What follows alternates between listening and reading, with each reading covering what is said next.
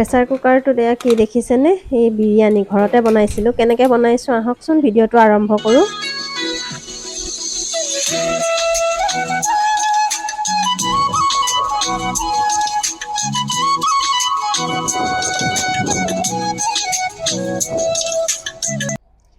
পোনপ্ৰথমে এটা মই বাউল লৈছোঁ। তাতে এইটো দেখিছেনে, ৰিপুৰাজৰ বাসমতী ৰাইচ লৈছোঁ। এই কাপ এটাত মই জোখ কৰি ল'ম। এয়া 1 কাপ বাসমতী ৰাইচ লৈছোঁ। ধুনীয়াকৈ বাতিটোত পানী দি এয়া অলপ সময় মই চাউলখিনি তিতাই থৈ দিম। এয়া অকণমান কমা যেন লাগাত মই আৰু কেইটামান চাউল এড কৰিছোঁ ইয়াত দেই। 1 কাপতকৈ অকণমান বেছি দিছোঁ। এয়া দেখিছেনে? আৰু এতিয়া মই ধুনীয়াকৈ ধুই ল'ম চাউলখিনি। চাউলখিনি এনেকৈ ধুনীয়াকৈ মই দুবাৰমান ধুই লৈছোঁ। ধুই লোৱাৰ পিছত এয়া এটা চচপেনত ধুনীয়াকৈ মই পানী গৰম কৰিছোঁ। পানীখিনি উতল অহাত অকণ যেতিয়া মানে বুৰবুৰণি উঠিছে, মই মছলাখিনি দি দিছোঁ। লং, ইলাচি, ডালচেনি এনেকৈ, আৰু লগতে মই চাউলখিনিও দি দিছোঁ। এয়া মছলাত মই এইখিনি মছলা এড কৰিছিলোঁ। ইলাচি কেইটামান, লং আৰু ডালচেনি।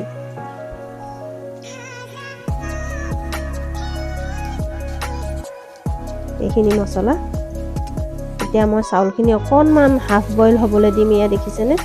খুব বৰ বেছি নিসিজাওঁ, অকণমান সময় সিজাইছোঁ। এয়া ধুনীয়াকৈ চাউলখিনি অকণমান সিজাত মই এতিয়া আকৌ এয়া ধুনীয়াকৈ কাঢ়ি থৈছোঁ আৰু ইফালে মাংসখিনি ওলোৱাই লৈছোঁ। চিকেন বিৰিয়ানী বনাম যিহেতুকে এয়া চিকেন লৈ আনিছিলোঁ।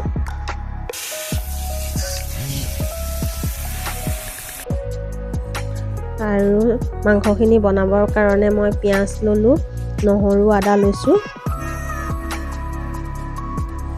এতিয়া ধুনীয়াকৈ ধুই কৰি কাটি লৈছোঁ, ধুনীয়াকৈ মিহি মিহিকৈ। পিঁয়াজ অকণমান সৰহকৈ লৈছোঁ আৰু আদা নহৰুখিনিও চাফা কৰি ল'লোঁ, আৰু লগতে কাজু লৈছোঁ। কাজুকেইটা মই অকণমান মানে গল্ডেন ব্ৰাউন হোৱালৈকে ভাজিছোঁ। এয়া দেখিছেনে? গল্ডেন ব্ৰাউন হোৱালৈকে ভাজাৰ পিছত মই এতিয়া পিঁয়াজখিনি ধুনীয়াকৈ ভাজিম। এয়া তেলতে পিঁয়াজখিনি দি লৈছোঁ। দি অকণমান মানে পিঁয়াজখিনি ক্ৰিস্পি হোৱালৈকে ভাজিম, যাতে মানে মচমচীয়া যে বুলি কয় তেনেকুৱা হোৱালৈকে মই অলপ পিঁয়াজ ভাজিম। এয়া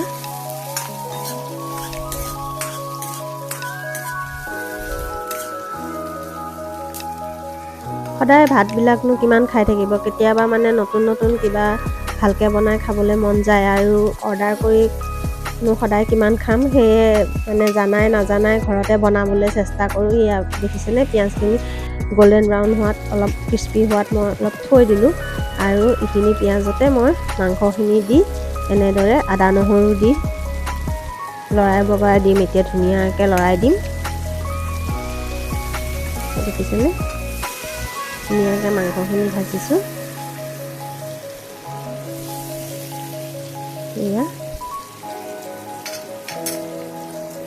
মাংসৰনো ৰেচিপিটো কি দিম, আৰু সদায় দিয়ে থাকোঁ যিহেতুকে, সেইকাৰণে আজি মাংসৰ ৰেচিপিটো বোলো নিদিওঁ। সেয়ে এনেদৰে আপোনালোকক দেখাইছোঁ। আৰু মাংসখিনি যেতিয়া ভাজি হৈছে, এতিয়া মই অকণমান গৰম পানী দি দিছোঁ। আৰু ইয়াতে মই এতিয়া বিৰিয়ানী মছলাটো এড কৰিম। এইটো বিৰিয়ানী মছলা হয়, এভৰিডে লৈছোঁ। আৰু মাংসখিনি যেতিয়া উতলিছে, তাতে মই এই মছলাখিনি ঢালি দিছোঁ। জোখ অনুসৰি দিব লাগিব, আৰু আপুনি কিমানখিনি চাউল দিছে, কিমান মাংস, সেই পৰিমাণত দিব লাগিব। গোটেই পেকেট দিয়া নাই। আৰু যিটো আধা সিজাকৈ মই চাউলখিনি ৰাখিছিলোঁ, সেই চাউলখিনি এতিয়া মই এই প্ৰেছাৰ কুকাৰটোতে এড কৰিম। এয়া দেখিছেনে? মানে সম্পূৰ্ণকৈ সিজোৱা নাই, জাষ্ট অকণমান গৰম পানীত উতলাই লৈছোঁ। সেয়াই ইমান ধুনীয়া একদম দীঘল দীঘল এটা হৈছে, দেখিছেনে চাউলখিনি? আৰু এয়া এতিয়া লেয়াৰ লেয়াৰকৈ মই মাংসখিনি দি যাম। এটা লেয়াৰ মাংস দিয়াৰ পিছত ওপৰত আকৌ অলপমান চাউল দিছোঁ, এনেদৰে। তাৰ পাছতে এয়া মোৰ বিৰিয়ানী হৈ গ'ল, দেখিছেনে? কি ধুনীয়া।